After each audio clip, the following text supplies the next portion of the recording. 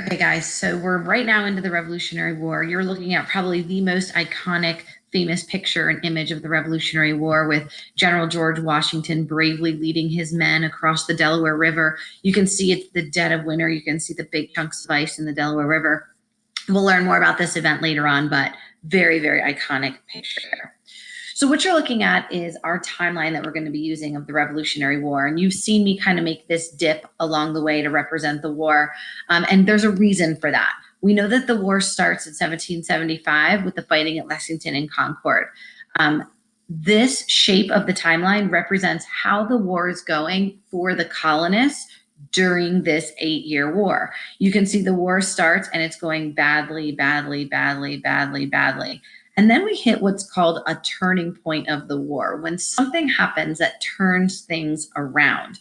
And after the turning point, and you'll notice the turning point, let me get rid of that there. The turning point is not halfway through the war like it looks like on my image. It's about 2 years into the war that things start to turn around for the colonists.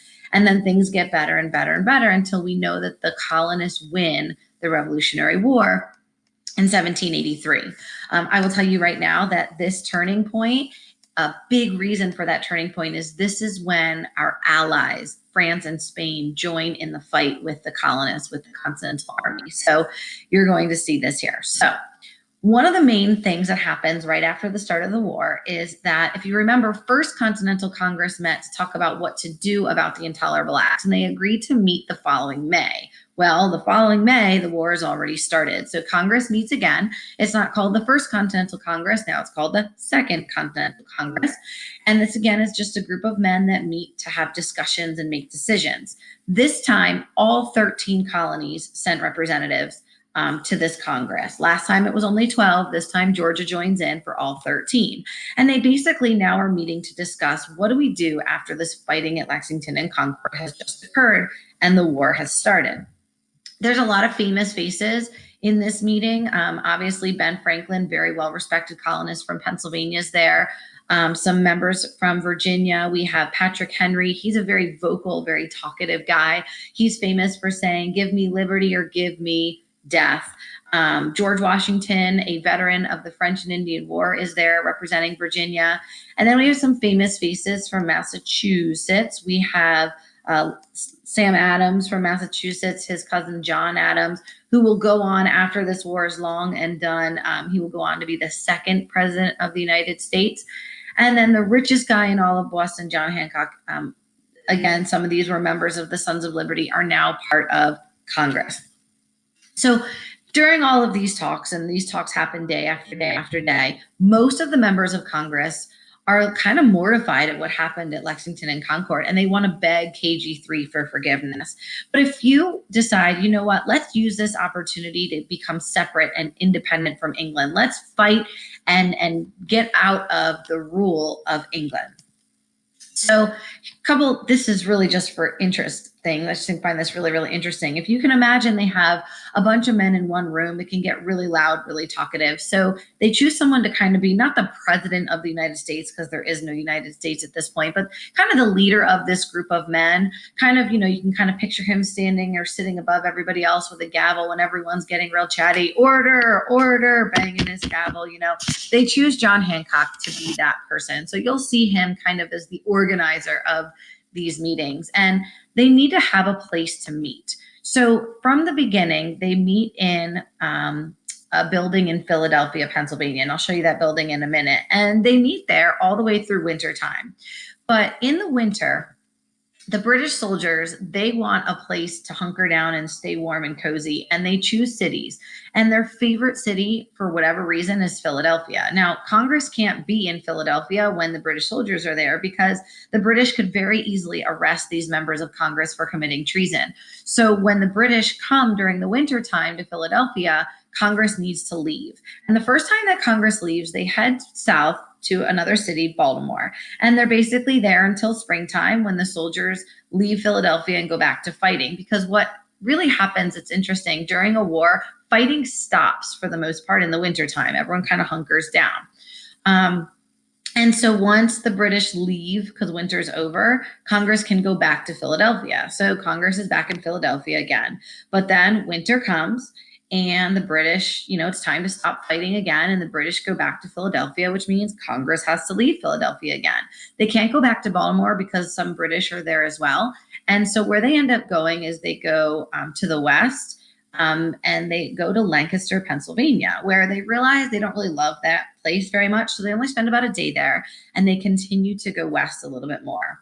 And believe it or not, they end up right here in York, Pennsylvania. So Congress, Ben Franklin, John Adams, Sam Adams, John Hancock, they are right here in York, Pennsylvania for that winter time.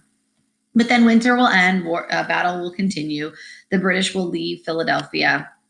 And so Congress is safe to go back to Philadelphia and finish out the war. When Congress is meeting in Philadelphia, they're here at a building called Independence Hall.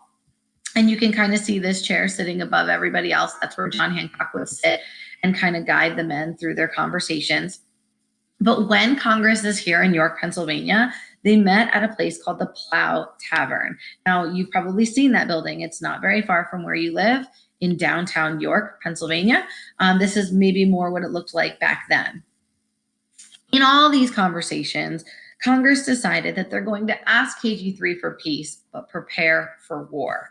So to ask for peace, they basically write another petition. They call it the Olive Branch Petition because an olive branch is a symbol for peace. And they're basically saying to the king, listen, if you just repeal these intolerable acts, this big Queen's giggle, we'll forget that the fighting at Lexington and Concord ever happened, and we'll go back to the way things were. But they know that the king is likely not to listen to that petition, so they're going to prepare for war. During this Congress, they need to prepare for war by forming an army, and they need to choose a leader for that army. And again, you should already know they chose someone from Virginia. They chose George Washington to be general, and he will do so, and he will volunteer his time for free. But it's going to take George Washington some time to organize men, to organize an army. Unfortunately, the war has already started. And in the meantime, they will experience kind of one of my favorite events of this war. And it's an event that I call, or it is called Fort Ticonderoga. And I'm going to stop there. No, I guess I'm not going to stop there. I guess I'll tell you about Fort Ticonderoga. Fort Ticonderoga involves some characters.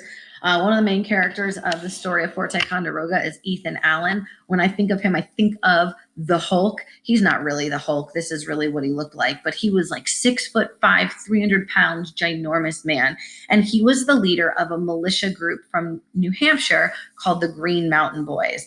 And they're like a bunch of like lumberjack, big burly men. You can kind of picture what they look like.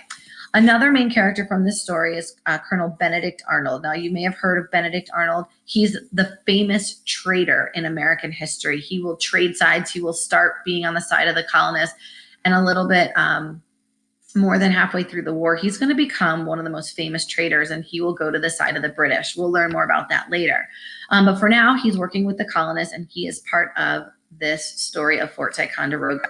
Fort Ticonderoga was a fort located right here in northern New York. And this fort was actually built by the French during the French and Indian War, but the British took it over during the French and Indian War. So now Fort Ticonderoga is controlled by the British. And they have filled this fort with lots of cannons. Over 100 cannons are inside this fort. And there is nothing that the colonists need more than weapons like cannons. So in May of 1775, Benedict Arnold and Ethan Allen with the Green Mountain Boys, that big lumberjack group from New Hampshire, lead a surprise attack on the fort. And basically what happens is they get to Fort Ticonderoga, and there's only one guard outside of the fort guarding it, and he is sleeping.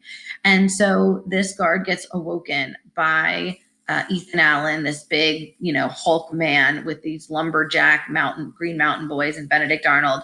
And he opens his eyes to see these ginormous men aiming their guns at him. And so, of course, he freaks out and he runs inside of Fort Ticonderoga, but he leaves the door wide open. And so Ethan Allen and the Green Mountain Boys are able to enter Fort Ticonderoga, and they take over the fort without firing a single shot, which means now the colonists have not only the fort, but more importantly, what's inside this fort. Now, that didn't sound like a very exciting story, but it's what they do with these cannons that are the most interesting. The next January, Colonel Henry Knox, who George Washington chooses as his cannons expert, drags these 100 cannons on sleds dragged by big animals all the way from Fort Ticonderoga to Boston without the British knowing. And one morning, now remember, Boston has this blockade. All of these warships have been blocking the Boston Harbor since the Intolerable Acts. And so one morning, the sun rises and the British warships see these 100 cannons aiming right at them, basically sending the message to this blockade, get out of the Boston Harbor or we're going to open fire. And of course, the British did not want to lose their ships and lose their men. And so because of these 100 cannons that Ethan Allen and the Green Mountain Boys got from Fort Ticonderoga, the British left the Boston Harbor and the blockade was finally over. Now, the best part of the story is yet to come, and that is, you're right, inside of Fort Ticonderoga was 100 cannons. But what they didn't have was any cannon gunpowder. And so what the British did not know was these 100 cannons that were aimed and threatening them could not be fired if they chose not to leave the Boston Harbor. So that's why the story of Fort Ticonderoga is so very cool. So still before Washington has gathered his army, he's still working to get an army together. The colonists and the British are going to fight in their first major battle. And that battle is called the Battle of Bunker Hill. And you can see that there is a B, a red B here. That means that the British will win, but it will be an interesting story. So we'll get to this next.